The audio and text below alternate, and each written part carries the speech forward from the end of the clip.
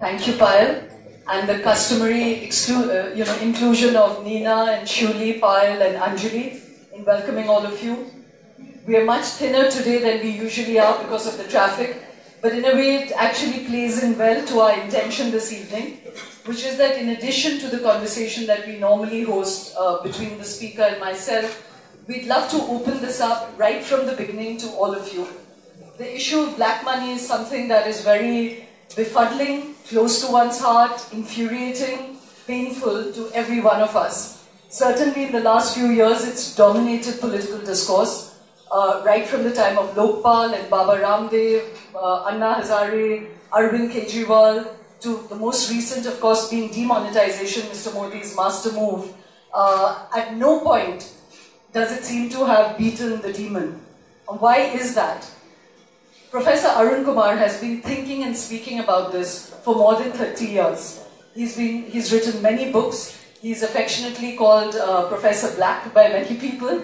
But certainly he's one of the few economists and intellectuals in the country who is consistently engaged with this issue.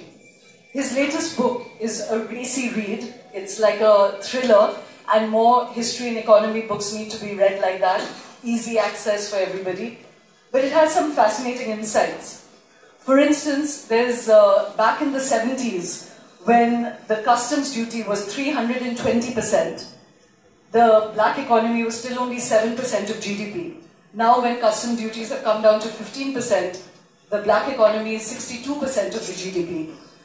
Back in Indira Gandhi's time, when taxation was as high as 97.5%, the black economy was still only a small percentage of the GDP, possibly 7% even then.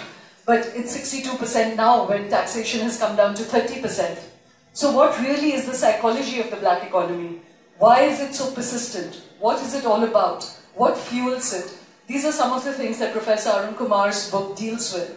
And then he also has some remedies, long-term, short-term, middle-term, that he propounds and also explains why some of the remedies that have been undertaken don't work. So as I said, I'm going to kick off the conversation, but I would love all of you to butt in. Please just raise your hand if you want to intervene in any part of the conversation that is going on here between the two bar stools. If you have questions, observations, please feel free and don't wait for the end to bring it up. So as I said, while more people come and make use of getting your say in, soon it may be too crowded for you to have your say. So ladies and gentlemen, please welcome Professor Arun Kumar.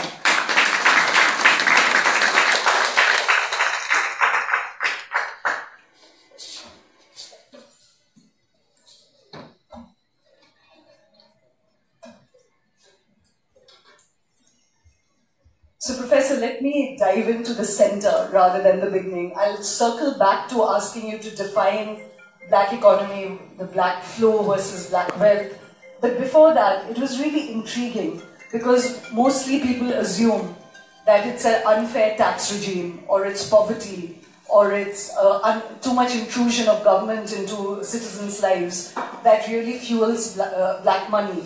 But the statistics that I just shared from your book, that 320% custom duties, 97.5% tax, and the percentage of black economy was much smaller then.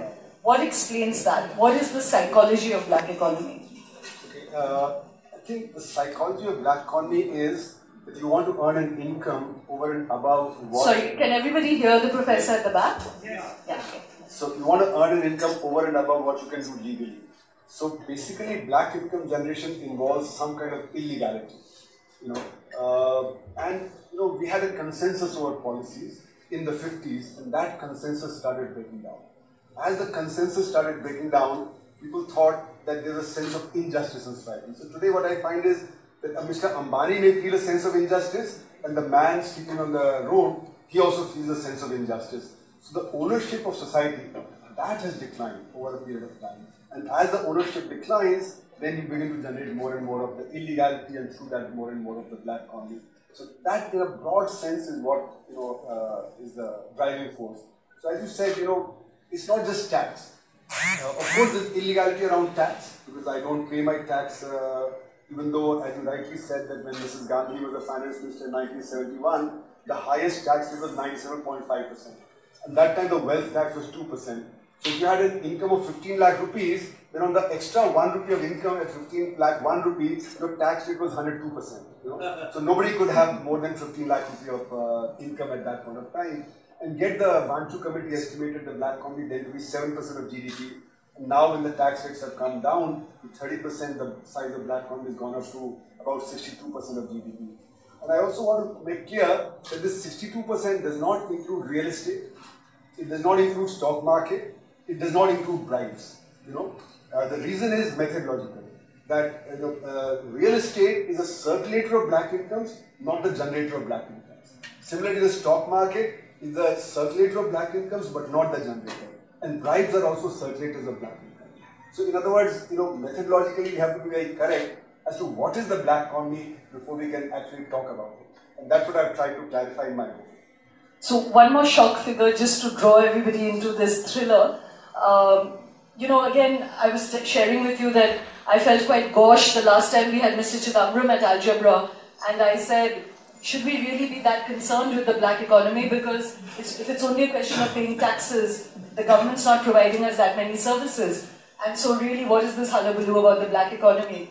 But again, you have a shock figure, Professor. You say that today we're a 2.2 trillion economy, whereas we had the potential to be a 15 trillion economy and $15 trillion economy. So we are in effect losing $13 trillion every year to the black economy. Can you explain that? That's shocking. Right.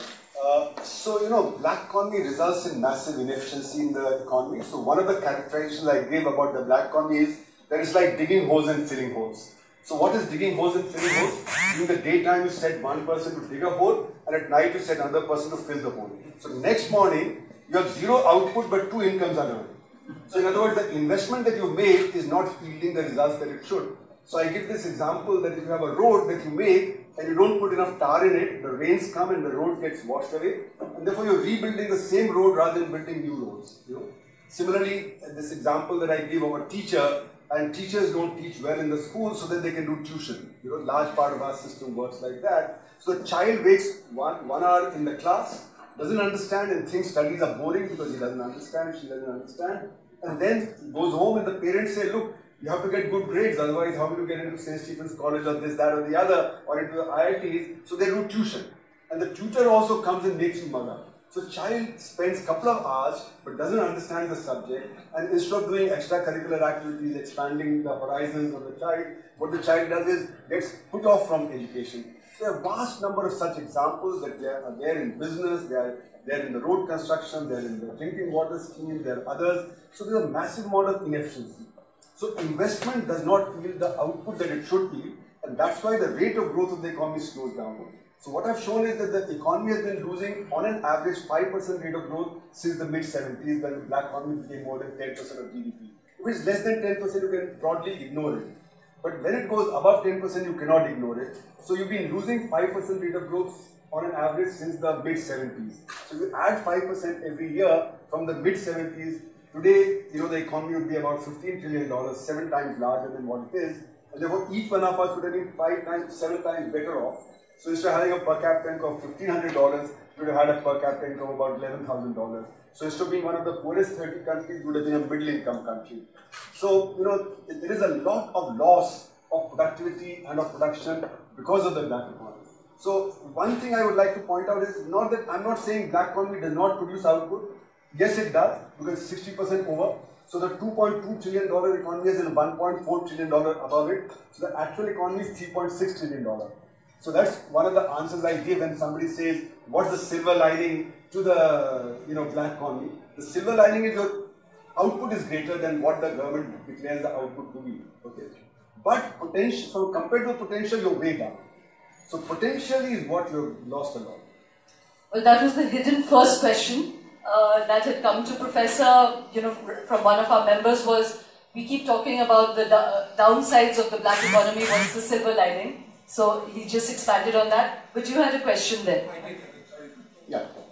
Not being an economist. We'll just pass the mic to you.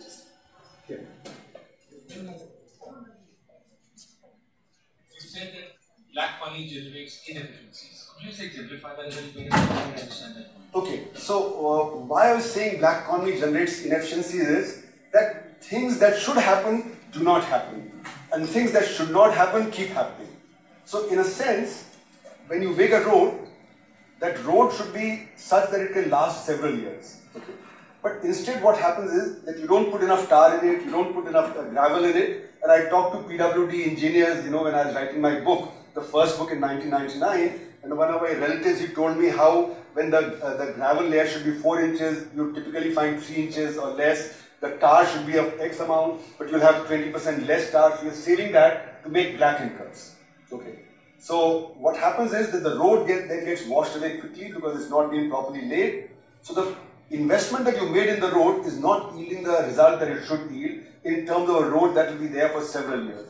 When the road gets potholed, then your cars break down, your springs get damaged, so therefore there's extra expenditure on the maintenance of the cars, etc. Plus you use more petrol because if the roads are good, you'll drive better than if the roads are potholed. So there's several kinds of inefficiencies involved in this one single example. But you can also give examples, say, from the judiciary, where you go to the court and one side is interested in delaying the cases, and therefore they'll say, sir, my senior has gone to Allahabad High Court, and the judge will say, okay, you come after 3 months, So there are all kinds of delays, whether it's the bureaucracy or so on. Another example that I give is of the police. The police is supposed to take care of law and order, but one former Home Secretary who I interviewed for my book in 1999, he said every additional police station in Delhi means more crime because the post of the SHO is auctioned. And when the post is auctioned, there are beat constables who have to collect hafta every week. So the more illegality there is in their area, the more hafta they collect, and therefore they encourage encroachment. They would, they know who the thieves in the area are, they know who the pickpockets are, etc. So my wife is sitting here, and once about 8-9 years back, she's a well-known journalist. So her purse got stolen at the railway station, at the New Delhi station. And next morning at 6 o'clock, a phone call came saying we have found the bag. Because she pulled some strings, and therefore the bag was found. Because the policemen at the railway station know who are the gang of thieves over there. So in other words, what you have is a police system, and we're spending a lot of money on the police system. But the police system is not actually solving law and order, but instead, they are doing that. So there are a lot of inefficiencies like that in every area of our economy. So, Professor Kumar, to move back to some of the other things that you sort of take down, the common ideas that one holds. Right. One is that for many years there was a lot of agitation about the amount of black money that was outside the country. So there was a lot of emotional, political rhetoric about bring back the money. Yes. But your book suggests that only 10% of the black economy is outside, the rest of it is in India. Yeah. And the others, big proposition you have in your book is that only 0.5% of the black economy is involved in political financing and election financing. Right. Now both these again break down the usual ideas that one has. Yeah. How do you support this argument, and then where does the bulk of this black economy really lie? Okay. So there are 3 different things that you asked. First is, where is the black money that is there? And this common notion that actually black money lies abroad. That black money goes out through hawala, through under-invoicing, over-invoicing and transfer pricing. These are the several mechanisms by which people take the black money abroad. But what we found in our analysis was that only 10% of the black income generated every year goes abroad. Okay. So what we did was what is called a partner country data analysis based on figures that you obtained from IMF. So suppose gold is coming into India. Now, if it is smuggled in, it doesn't reflect in our statistics. Okay. But it does reflect in the World Gold Council statistics. So using partner country data, you can figure out how much of trade invoicing is taking place, and you use similar other mechanisms to find that out. So using that, what we found is only 10% is going abroad. So the estimate that we had of the money that has gone abroad between 1948 and 2012 was that the country lost about $2 trillion in that period. Okay. So Baba Ramdev and others have said that it's about $8 to $9 trillion, but I think that is not based really on any hard analysis. Now, of the money that goes abroad, roughly 30 to 40% comes back to India through round tripping. So Mauritius used to be an important route, Singapore, Dubai, etc. So effectively, what was being left outside was only about 6% of the black economy. Of that also, roughly half is consumed in terms of buying yachts or buying, jewelry or various other investments that you make, or your children's education or health, etc., etc. So what is left abroad is only maybe 2 to 3% of the black income that's generated annually. And that accumulates, okay? That is available in financial market. So that's not a very large sum of money. That's maybe about $600–700 billion. Various estimates have been given by the Global Financial Integrity and by the CBI. But the CBI figures are based on the Global Financial Integrity figures. So basically, Global Financial Integrity has said that roughly of the order about $450 billion went out till 2008. And we upped that figure and we came to our figure. So that's one kind of thing, that bulk of it is here. 90% is here. 3% to 4% is round trip back. So what we have to do is we have to try and catch it here. So where is it that the black wealth is held? That's the other question that you asked. Now, like in the white economy, we have a portfolio of assets. What happens is that every year I do my work, I earn an income, and then on that income I do my consumption, whatever I buy, things, etc. Balance is what is saved. And when I save, I accumulate that in the form of my wealth. So my wealth is a portfolio of assets. So I could put my money into the share market, I could put my money into my business, I could put it into real estate and various other things. Exactly the same thing happens in the case of black economy also. So black economy basically consists of a vast amount of portfolio of assets. Some of it is abroad, very little, but most of it is here in India. Now, cash is only 1% of this black wealth. So it's not that cash means black. One of the fallacies is that we think that black means cash. But only 1% of your black wealth is held in the form of cash. It's not that 99% is also in cash. So if you ask yourself, on an average, people feel that there's a lot of cash floating around. So if you ask yourself, how many people on an average can hold 20 crores of rupees? And you assume that out of this population of 130 crores or 1.3 billion, say 1 lakh people hold average 20 crores. That's 20 lakh crores, and that's more than the currency in circulation. So 1 lakh people cannot hold 20 crores on an average. So my own estimate is not more than 3,000 to 4,000 people would have an average of 20 crores cash. Because the total cash of the black is only about 3 to 4 lakh crores. Okay. So it's not, the black wealth would be 300 to 400 lakh crores. Okay. So it's a very tiny percentage that's really held in cash. So the black wealth is held in a wide variety of assets. Professor Kumar, I'll come back to that question about election financing and political financing later. But forgive me if this is again, it looks a bit feeble-minded. But then everything that you're saying, why should we be so concerned about the black economy? If it is kind of circulating amongst the citizens, the only point is you're not paying tax to the government. And given that, I'm venturing that question again, that given that the government gives such poor services, what is the concern really about? If people are transacting with each other, if they're creating assets, all of that will have a ripple effect. And yet you again say that out of 150 lakh crore, which is the size of our economy, 97 lakh crore is black economy. But the informal sector accounts for 90% of the economy. So all of that's kind of not adding up. Bring it down to my question, why should we be concerned? So the informal sector is not black. In the West, the informal sector is black. Okay. But in India, as you rightly said, in the informal sector we have 94% employment and 45% production. Okay. But bulk of the incomes in the informal sector are way below the taxable limit, and therefore they're not black. So in the West, it is black but not here. So it's not a question of informality and formality and black economy. That's not the real issue. But to come back to the question that you asked about what's the problem with the black. So you are right that on top of the $2.2 trillion, we have another $1.4 trillion. So that's the silver lining that our economy is bigger. Our incomes are larger. Okay. But the problem is the inefficiencies associated with it, which is what is pulling us down compared to the potential that we have. So how did Southeast Asia become well off? In 1947, when we gained independence, whether it be South Korea or China or India or Thailand, we were all roughly at the same level. Poverty levels, education levels, health levels, we were all very similar. But they pulled ahead, and they had 8.5% rate of growth over 40 years. And that's how they pulled ahead. We were growing at 3.5% or thereabouts, and then in the 1980s onward about 5%, but way below what they were growing.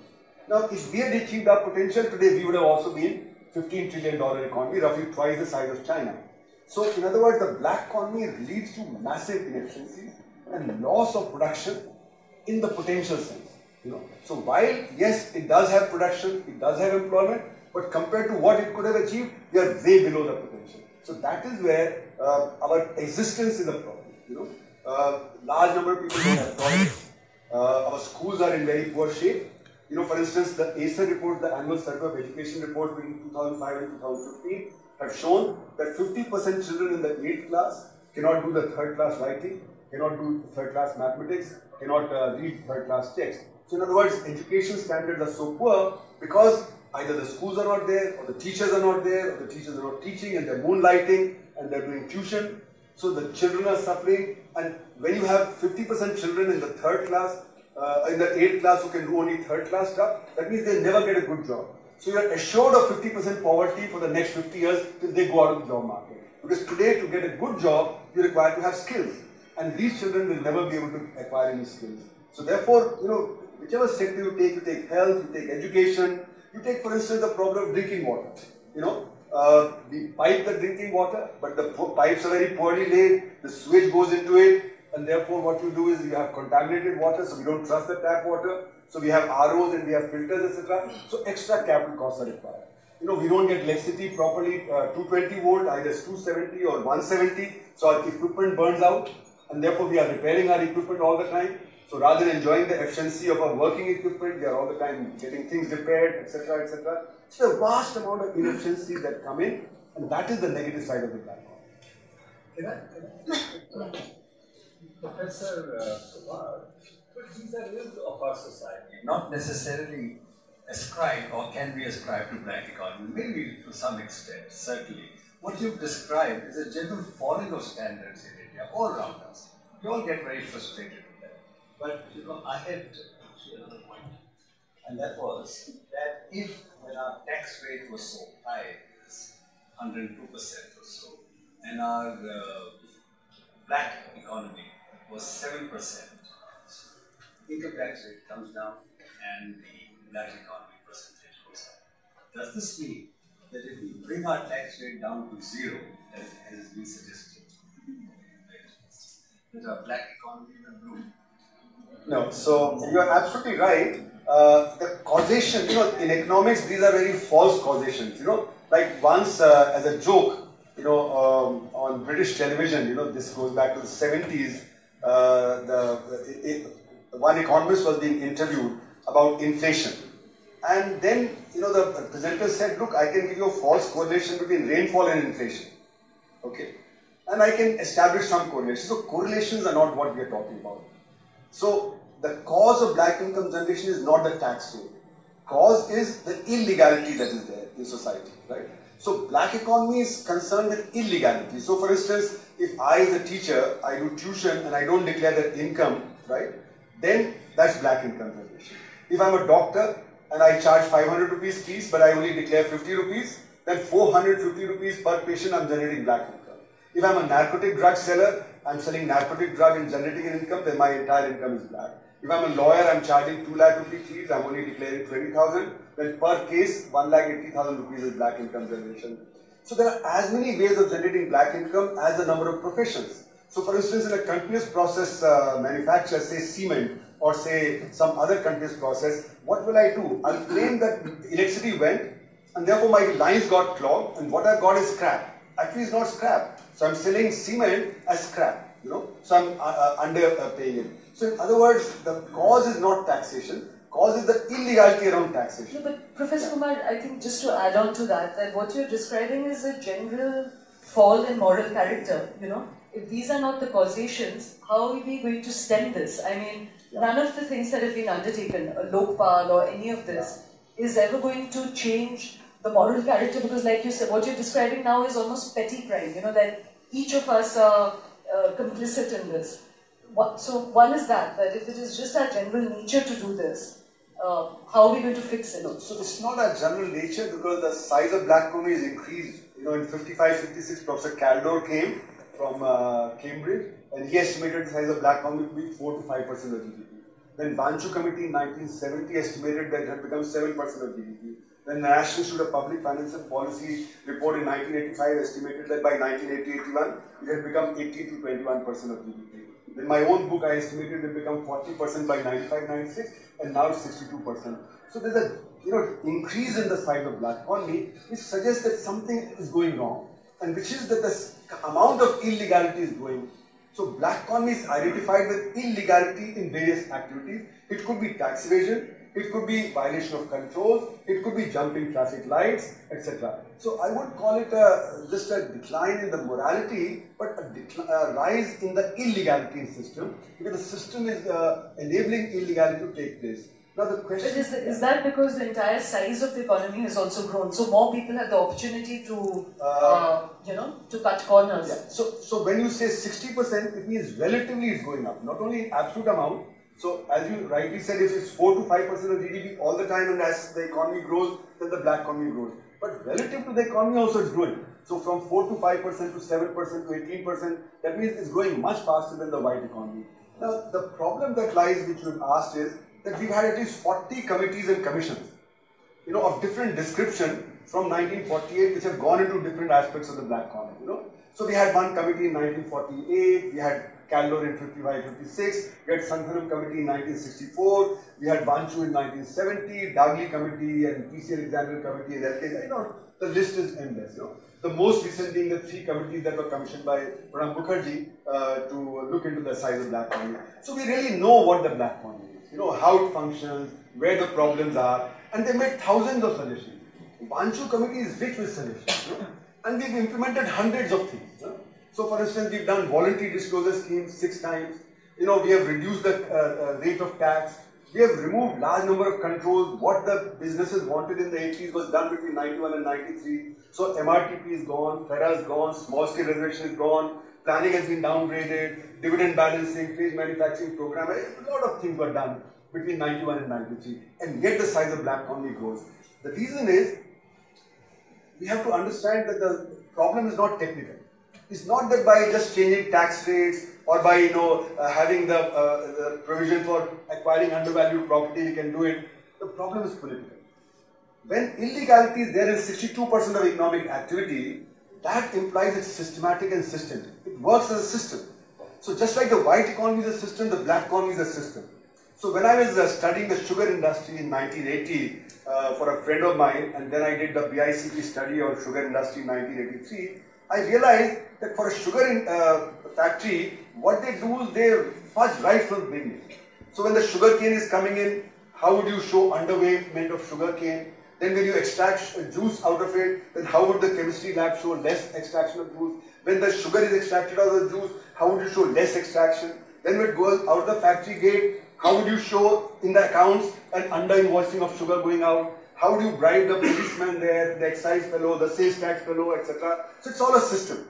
So then after that, whether you have a 90% tax rate or 10% tax rate, I can do it. So I'm impervious to what tax rate you have, because I've worked out a system by which I can generate black income by under-invoicing and so on.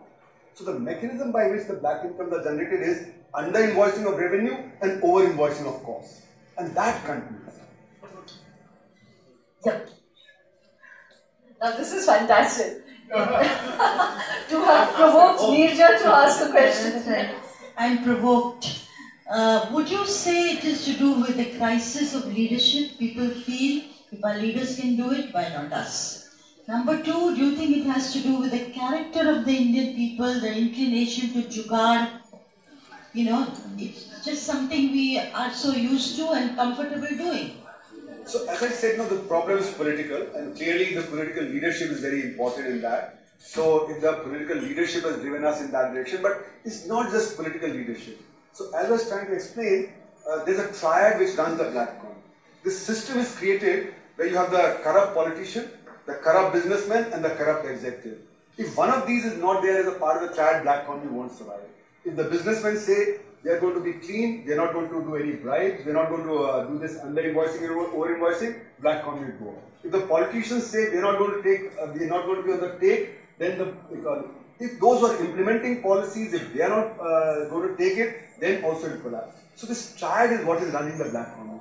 Now what B.V. Kumar's book, B.V. Kumar was the customs intelligence chief, he wrote a book in 1990, and he showed that criminals have entered the nexus. So either the businessman is a criminal or the politician is a criminal, you know. That's why you have large number of legislators with criminal background. So criminalization has taken place. So our leadership has got affected. So whether you look at, you know, say Tamil Nadu, there Anna DMK comes to power, arrest the DMK leader. When DMK comes to power, they arrest the Anna DMK leader. In Punjab in the north, you know, Akali Dal comes to power and arrests the Congress leader, and the Congress comes to power and arrests the Akali Dal leader, you know. So literally everybody in the political spectrum is a party to that. So in other words, there is a general decline, not just among the leaders, but also in the businesses, also in the bureaucracy, also in the judiciary, also in the police, etc. So we shouldn't pin the blame entirely on politics. No, you know? Professor Kumar, I mean, sorry, someone else had raised hand. Yeah, right there and there. Okay, let me let you go first. Okay, sorry. I thought you were quite while you were talking, I was reflecting on some of the stuff. Yeah, you can hear. I mean, the sugar example that you gave, which is very interesting because it's so complicated. Somebody really needs to do the operations management for it. It's almost like an entrepreneurship that is happening in the black economy. So, to blame only tax, character, or political system, I think it may be a simplistic way of looking at it, but you are creating opportunities for people to look at inefficiencies in the system and exploit that, maybe in an inefficient manner. And that's perhaps where the black money is coming from. So, you know, in India, we have all kinds of laws, you know. So, when a society functions because you've defined yourself as a society with certain laws and regulations and so on. So, a law is a law in letter and spirit, you know. It's not just the letter. So, you can have a wonderful law, but if the spirit is not willing, it would not work. So, right? I'll give you an example. Yeah. You know, recently we had this alcohol ban along the highway. Yes. Now, everyone has flouted the law. Cyber Hub has changed the gates and taken it 1.8 kilometers away from the highway, when in spirit it is just next door. Yes. And likewise for the all 5-star hotels. So if that laws and taxes, they are allowing people to do these things and get away with it. Why? Okay, I may not agree with that law, but once it's a law, it's to be respected. Why doesn't Supreme Court come out or the government come out that you cannot hoodwink law like this? There is no spirit in our country to do this. Exactly. So that's why I'm saying the spirit is defined, you know. So the spirit is to take advantage, and as you know, I try to describe in the book, there is a sense of social injustice everywhere. So Mr. Ambani feels the sense of social injustice, and a man sleeping on the street also feels a sense of social injustice. So the ownership of society is very weak. And when the ownership of society is very weak, then you say, okay, you know, what suits me, I'll do that. So there's a great deal of individualization that takes place as a result of that. So for instance, in Sweden, where you had 85% highest tax rate, the black economy is only 1% because people feel the taxes that they pay are coming back to them in some form or the other. In India, everybody feels that the taxes that we pay are actually not coming back to me, they're being eaten up by the corrupt, they're not giving the system what it should. Tax is never supposed to be quid pro quo. I mean, that's the principle of tax. So tax, when you collect tax, nobody eats it up.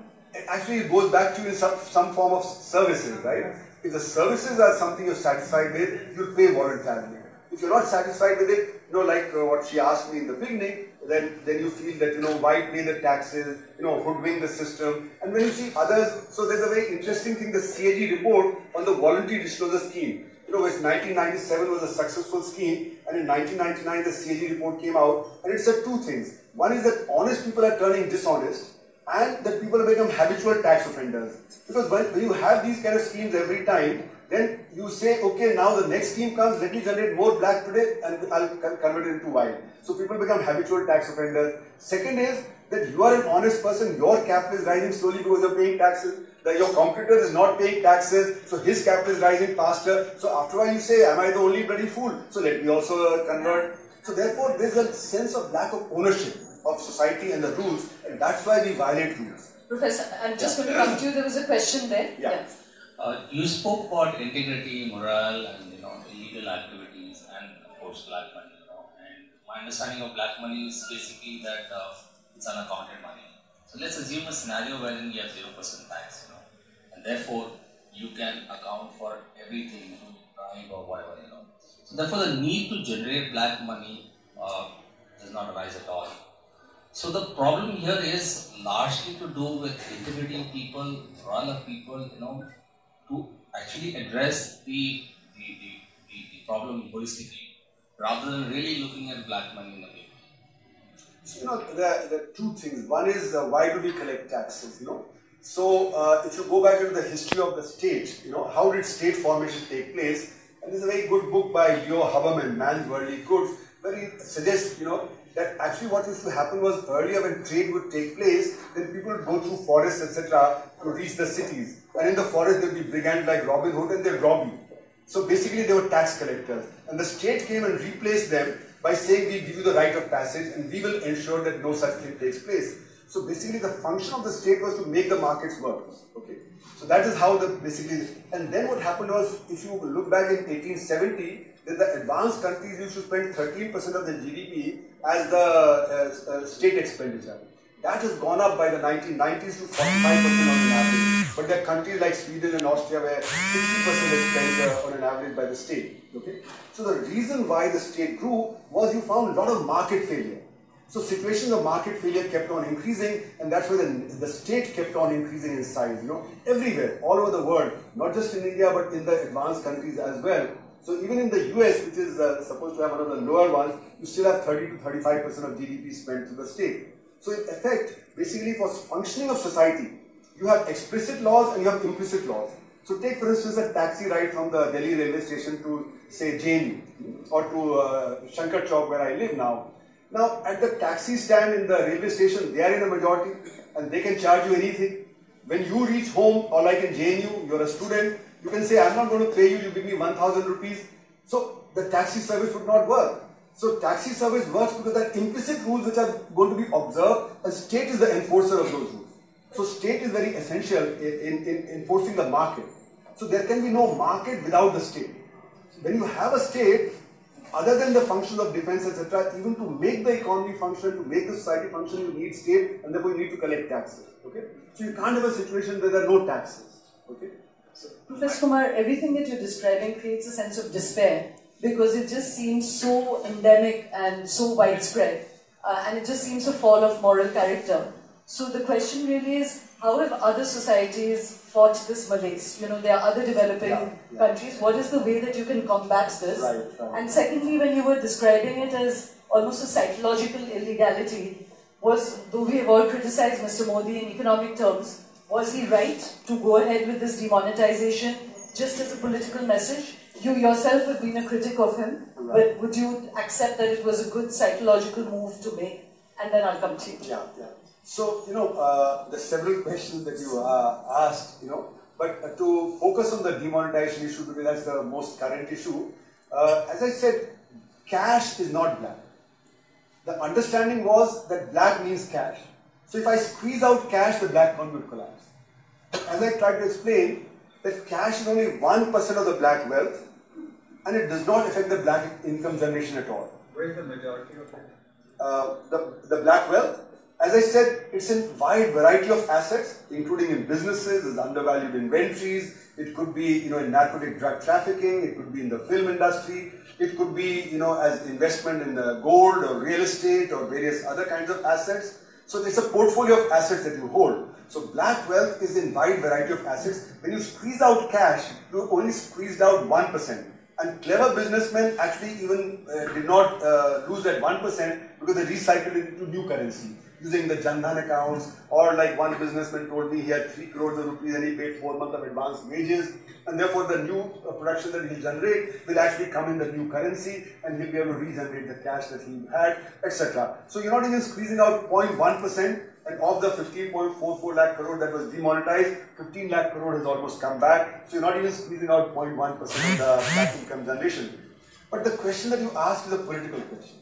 This is the economic part of it. That it's not squeezing out the black income generation, it's not squeezing out the black economy. But political perception was that this is a good move because now the black economy will be hurt. The average man thinks that black means cash. And if you squeeze out cash, the black economy will collapse. He doesn't understand these nuances, that very little of it is in cash, etc.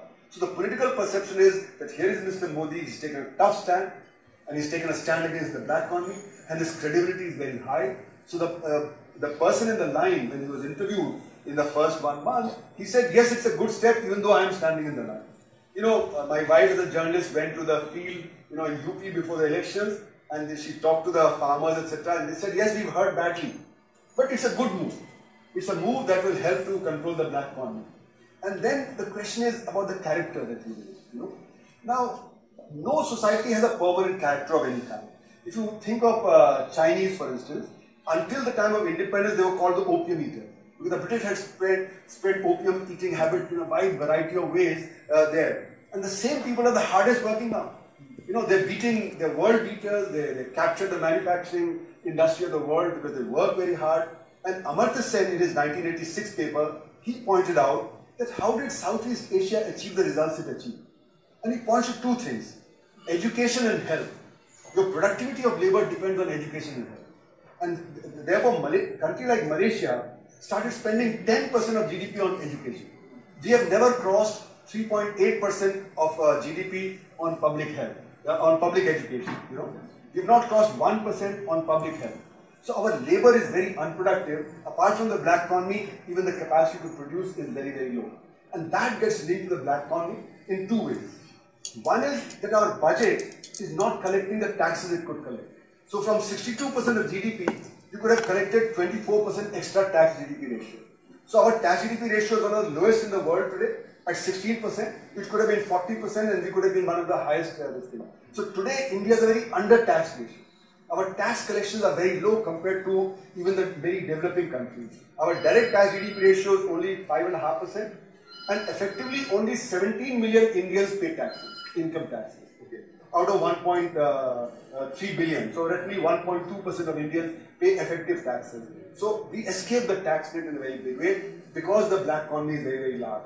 So because of that, what happens is you have shortage of resources in the budget. So every time you want to increase the education budget, health budget, it is said, where is the resources? You don't have resources. Second is, as Rajiv Gandhi said, even when expenditures are made, by the time they reach the ground, that a lot of it is eaten up. So out of every rupee, only 15 paisa reaches the ground. And what Chidambaram in his budget said in 2005, expenditures don't lead to outcomes.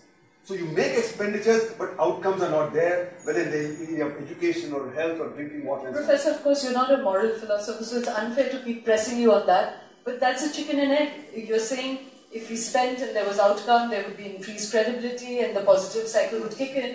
But we are back to the fallen nature of Indian society where no matter how much you allocate, even that doesn't get spent. So we're back to the question of character. Can I ask you a question? Yes. I mean, forget the moral philosophy. What's the role election funding plays in the generation, the need to generate black money, given that election funding in the last 35 years has just spiraled into an uncontrollable sort of amount? Right. And so, I mean, in my understanding, that a lot of the money that's generated at the large scale, not at the unorganized small scale, is really being generated to fund elections.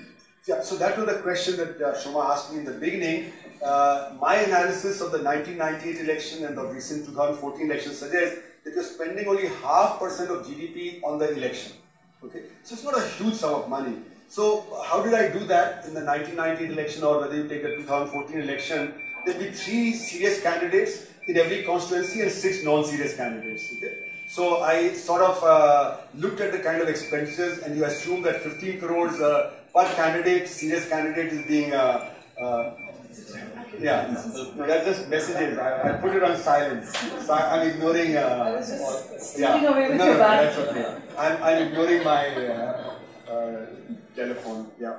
So the point is that, you know, if you assume 50 crores per candidate, serious candidate, and you assume 10% of that for the non-serious candidate, then the figure that comes out for the 540 Lok Sabha elections would be about 32,000 crores. You add to that the expenditure of the election commission, you add to that the movement of the forces, etc. It would be less than 50,000 crores out of an economy of roughly at that time 120 lakh crores. Okay. With the ability to impact a couple of yes, so I'm coming to that. Yeah. So in other words, in terms of the percentage of GDP, it's very small. Okay. But as you rightly said, that this triad between the corrupt politician, the corrupt bureaucrat and the corrupt executive, that forms at that time. So in the 1998 election, I asked, there were 15 members of parliament who got elected and who are good friends, and I asked them for their actual election expenditure data, and I also asked them how did they finance it. And they all admitted that they got funds from corrupt businessmen, they got funds from corrupt local businessmen, corrupt judges, corrupt bureaucrats, corrupt policemen, etc. So this triad really gets formed at that stage. So its multiplier effect in terms of quality is much greater than the amount of money. So it's not the amount of money that is used or the amount of money that is needed for election that is important, it's a nexus that gets formed. So in fact the causation is that those who are corrupt would like a corrupt system to persist so they can continue with their corruption. Okay. So it's not that you need a lot of money to fight election, but it's the other way around. But we're back to that question on character. We'll come to that later because there's some questions here. Sorry, you will be. Basically, I think you're avoiding the major argument that we went through 50 years of socialist government, a socialist system of the government that ensured that there was these practices of corruption that you're talking about. I think that the answer, you've talked about the problems, you've talked about the issues, you've not addressed the answer as to what is the solution to this. Yeah. I think the solution really, maybe you should be saying this, the solution really lies in paying a fair wage to people who are functioning, which is in the bureaucracy or in the government or the judiciary, paying the right amount of money so that they become more honest and not lead to corruption. Yeah. But more importantly, a higher rate of taxation perhaps is something that we're all happy about. I was in Sweden the other day and I talked to friends who said to me that we pay 50% tax, but we'd be happy to pay 70% tax if the government continues to do what it's doing. Right. So basically what the government has to do is to pay better wages, pay the right amount of money that's due to people, and then do some developmental work that will make people feel that what they're paying is being put to good use. So as you rightly say, George Soros also came out a few years back and said the rich should pay more taxes. And he gave the example that how his secretary pays a higher tax rate than he does because he has a large number of concessions and deductions which he takes advantage of. And that move was then supported in France by the super rich of France and of Germany and of Italy. So you're right that if you get return from the government, you're voluntarily willing to pay the taxes, which is what the case in Sweden or New Zealand, etc., is where the size of black economy is only 1% of GDP. But coming back to the question that you asked, what should be done? It's not really a question of tax rate, as I was trying to explain. It's not really a question of just controls. It's the illegality around this whole system, And that's what the question that you were asking, And the question is, how do you turn things around? So as I said, we've had more than 40 committees and commissions that have gone into different aspects of the black economy. We know what it is. We know how to take the technical steps. We've tried hundreds and hundreds of steps, but it hasn't worked. Why? Because it's a political thing. And how does politics change? How do we introduce change in politics? That becomes a crucial issue. And I go back to Britain. If you look at Britain, it doesn't have a written constitution, but practices matter. It's in practice, and people voluntarily follow it. So 4 years back, when in the House of Lords, some lords were found cheating 1,000, 2,000, 3,000 pounds, they had to resign. And what is 1,000, 2,000, 3,000 pounds is worth 1 lakh, 2 lakh, 3 lakh rupees. But the moral pressure was there that they have to resign. So the accountability in politics that is crucial. Is the accountability of business that is crucial. So the question is, how do you bring about accountability of the bureaucracy, etc., etc. And you raise the important question of should we pay our bureaucracy and police and judiciary more? But in a country as poor as India, what would be the level at which they would be satisfied? So that satisfaction would not come even if you were to double their salary. Even if you were to triple their salary. And as it is, we are worried that we spend a disproportionate amount of our budget on bureaucratic salaries and on bureaucratic things, etc. So it's not just a relative salary. Relatively, what a bureaucrat gets or a judge gets is far higher than what the average wage is. Professor, you're in a way contradicting yourself because when you're saying that there has to be a price for governance, if we crystallize this, if we believed that the government would use our money well, we would be happy to pay taxes. That has been the experience of developed societies. But good people will be attracted into the services and into education and all of that, if in a consumerist world it pays well to do so. So if we paid for governance and we did not look at it as expenditure, as cost, but really investment, then perhaps it would turn. But all economists shy away from big public spending. At least that seems to be the rationale right now. So how are we going to turn any of this around if we don't want to spend on it and don't want to make it attractive? So as I was trying to argue, that it's not what the income of these people is that's there, but it is what their commitment to society is. But how will that commitment come? But commitment doesn't come only from salary. You could even pay 3 times the salary. After all, businessmen are earning much more than what the average person is, but they're indulging in corruption. So having a much higher income than the per capita income is not going to ensure that. It is, as I said, the system in which everybody feels dissatisfied. The policeman is dissatisfied, the man sleeping on the road is dissatisfied. So the question that I was trying to come to is, how did Britain solve the problem? If you go back to 1810, 1820, 1830 Britain, read Charles Dickens, read Walter Scott, Pickwick Papers, Mr. Pickwick is a travelogue, and wherever he goes he finds corruption. He goes to a bank and he's trying to catch a check, and the man says, look, I'm having a cup of tea, you wait, he goes to an election meeting and people throw stones from behind, and there's a belly in which he loses his wallet, and then he catches the other fellow and takes him to the police station, and the police fellow demands a bribe, but then they find a common friend, and then the fellow is prosecuted. So the situation was very similar to what it is. So it was 100 years of movement in Britain, which actually cleaned up the system. So movements are what bring about accountability. Whether of the politicians, whether of the businessmen, or whether of the judiciary, or of the police.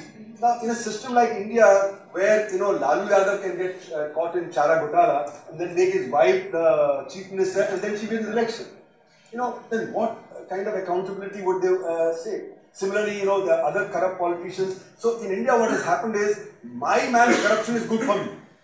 So if I am from X caste, and I get X caste person elected, then he would do the wrong thing for me. Therefore, I'd vote for him.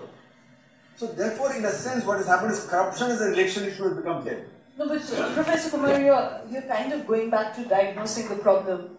Let me put a really almost incendiary question to you, which is that Aldous Huxley in the 1930s, or around the time of the Depression, someone who we now look at someone anti-totalitarian regimes, he came to the view that perhaps liberals should embrace the idea of almost dictatorship or benign dictatorship or a muscular leadership that will push society in the desired direction.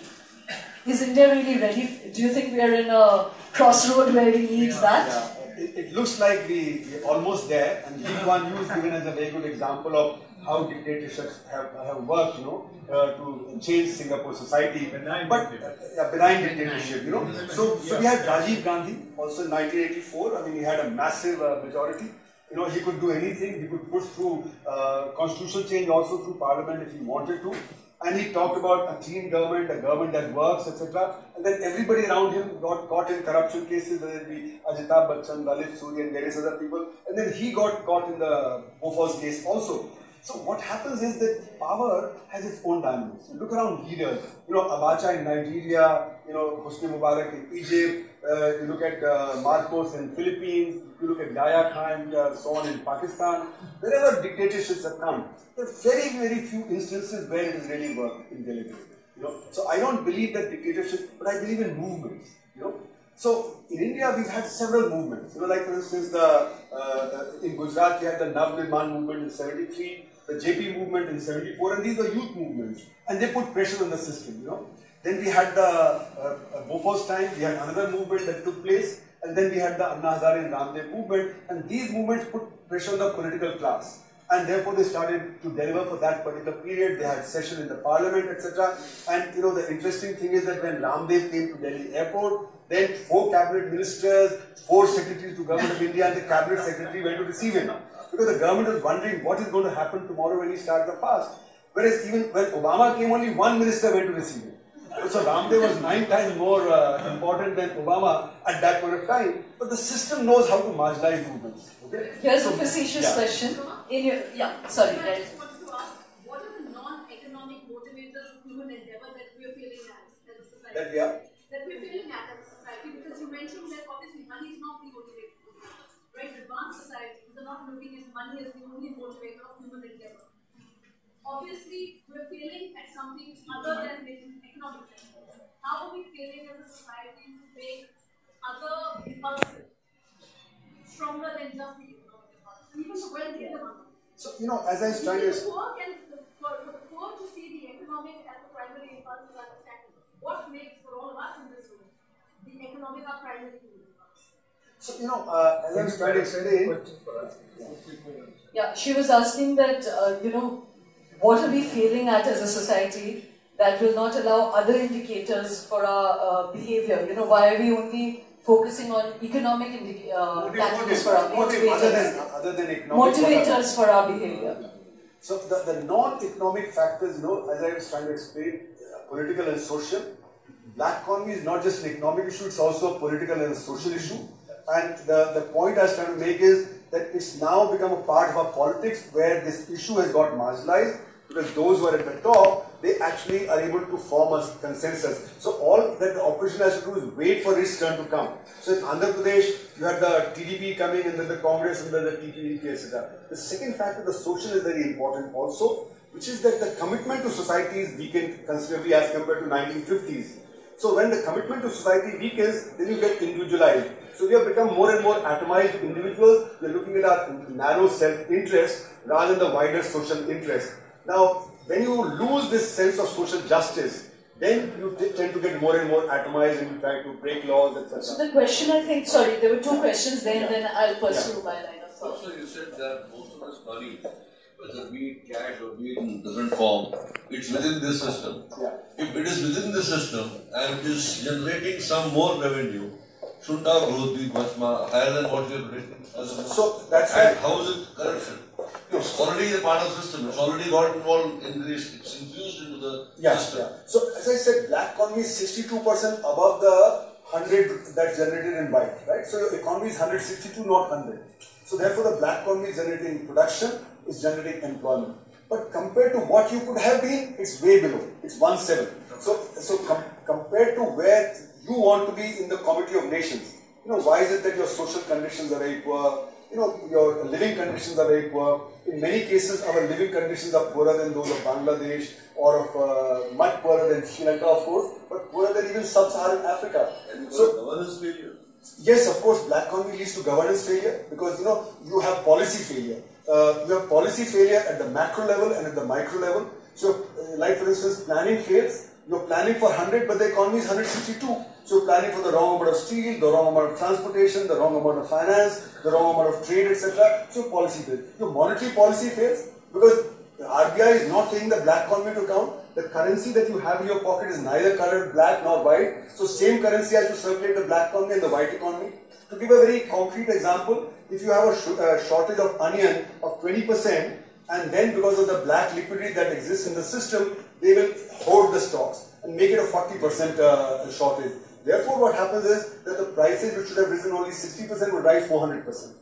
So your monetary policy, so all policies, macro and micro fail, and as a result, we are a nation that doesn't achieve results. So we should have a full literacy in children by 1965. That was a goal, and still 30 million child labor is there, which is not in the schools. Similarly for health standards and various other standards. So in terms of achievements, we are a much lower level because of the black people. Professor, sorry, we're going to run out of time. So, you've analyzed the impacts of it, you've analyzed the scale of it, and the diagnosis again and again is that essentially the entire character of the society is got embedded in illegality. So leave us with one concrete thought. How can this be turned around? You did mention investing in education and health and overall governance, that's one. Is there one concrete thought that you have about turning things around that you can leave us with? Okay, so as I've tried to describe in the book, there are long-term, medium-term and short-term, what you referred to right in the beginning. Unless the long-term is set right, the medium and the short-term will also work temporarily, but will actually begin to fail after a while. So for instance, the short-term, we can do many things that I've tried to describe. One is Hawala. Hawala is the way that money is transferred illegally within the country and outside the country. Now, Hawala houses are tracked by intelligence agencies on a daily basis, so you could, stop Hawala very quickly.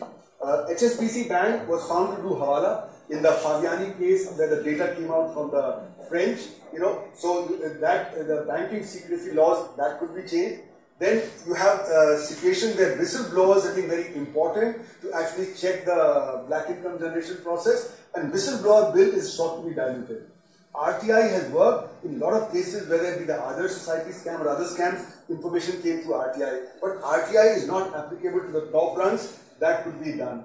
Then direct tax code is very important. Our tax laws have become very complicated. We've been talking about the GST, and at the same time in 2005 we talked about the direct tax code. But direct tax code, there has been no movement. And our direct tax laws are so complicated that I was talking to one businessman, and he said, I'm a medium level businessman. My chartered accountant and my lawyer take 2 months to prepare my accounts, and the income tax officer has only 4 hours to look at my account. He can't understand it. So he just has a rule of thumb, and I have a setting with the fellow, my chartered accountant has a setting, and we do it. So if you simplify the laws, and there are many ways in which I have suggested that these could be simplified. So there's things that you could do immediately. But they will succeed only if the long-term accountability of our politics is built into the system. Otherwise, even these will not work beyond a point. Thank you, Professor Kumar. One of the things that Professor ends his book with is this sense that history is not necessarily in our lifetime, but you still engage with it and with that social process. So I suppose that patience of building society for the long term is something that all of us, as Payal said, as an elite, that's something we need to be committed to. I would have loved to pursue that conversation about how to change the character of a society, because everything seems to boil back to that. And perhaps... I just end with, what is the Bali Ramayana? Bali Ramayana is very interesting. I end my Penguin volume with the Bali Ramayana, and that's why I use black and white colored clothes. So Bali Ramayana is enacted by men in check lungis. Idea is that good and evil coexist. But in their Ramayana, Ram shoots the arrow, Ravan falls down, but next second he brushes himself and starts fighting again. So in our Ramayana, we defeat evil once for all. But in their Ramayana, it's a constant struggle between the good and evil. It's a struggle in the mind. Should I do this or should I not do that? So it's not a one-shot thing. That's a real takeaway message. Thank you so much, Professor Kumar. Thank you, everybody. The books are outside to be signed and bought. Please buy it in droves. It will help pursue the conversation. Thank you so much.